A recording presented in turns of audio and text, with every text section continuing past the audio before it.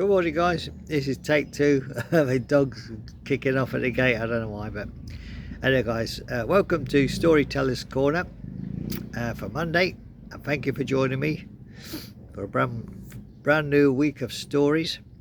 Now we're going back to A Life on the Ocean Waves in Portsmouth, England, in our story, The Quiet Sea. And this is chapter 13, and the title is When the Tide Rises. So let's get into it, guys. The trouble with success is that it never knocks politely. It arrives all at once. By midsummer, the staying tide maritime and maps was no longer quiet.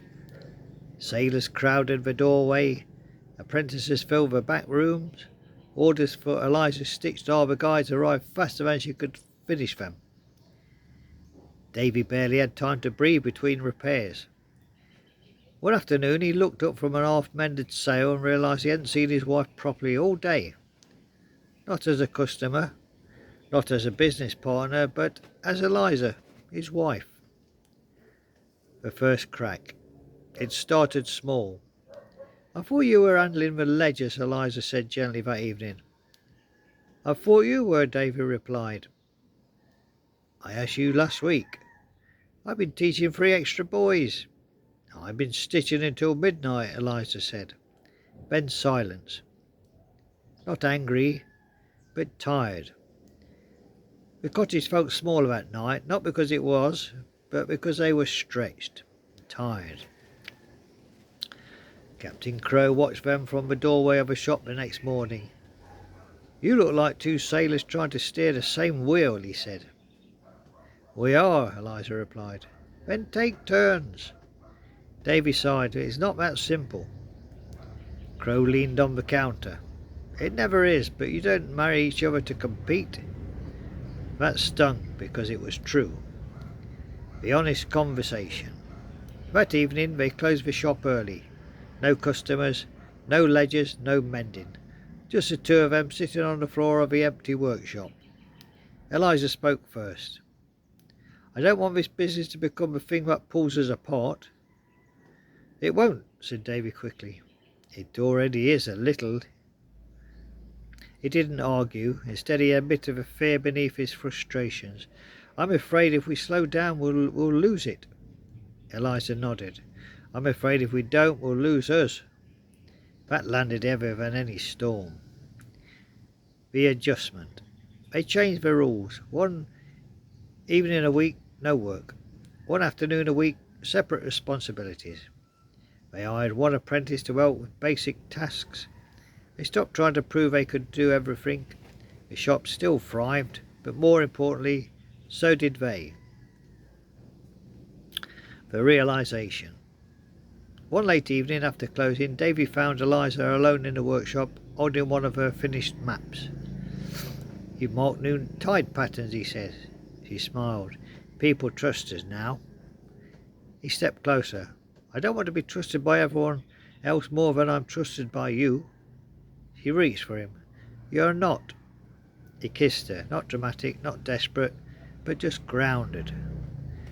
Because love wasn't about building something impressive. It was about building something sustainable. And as the tide of their success rose around them, they learned how to rise with it. Together. So there you go, guys. Join me for The Quiet Sea chapter 14 tomorrow, the second tide. And be careful because there's love in the air. Captain Crow is observing Davy's mother. So let's see what happens to them 2 guys. Maybe there's another wedding on the horizon, we don't know. So we'll see. Join me for that then. Chapter 14, the second tide of the Quiet Sea. With David Toff and Eliza Toff. Formerly Eliza Finch, just until they got married. So join me for that. But we're off to Topsy Tickle Town tonight. Topsy Tickle Town. And there's one of my subscribers, loyal supporter, Lisa in AZ. That's her That's her handle on her YouTube. And I think AZ stands for Arizona. She's in Arizona, America. When I think of Arizona, I think of cowboys and West Texas drifter. So anyway, guys, join me for Topsicle chapter 58 tonight, where the title is Lisa arrives with a suitcase full of sky. And Lisa makes her debut in my story, along with Richard the Ticklish Giant and Gigi, the girl with the curious eyes and the curly hair. So join me for that tonight, guys.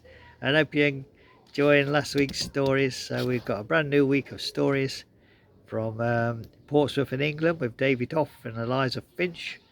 And we've got our Topsy Tickle and evening visit there. So stay tuned for that, guys. And thank you for joining me in Storyteller's Corner. So have a good day, guys. And God bless you all. And God bless me too. Stay safe, stay blessed, and stay wrapped up in God's protection. Bye bye now.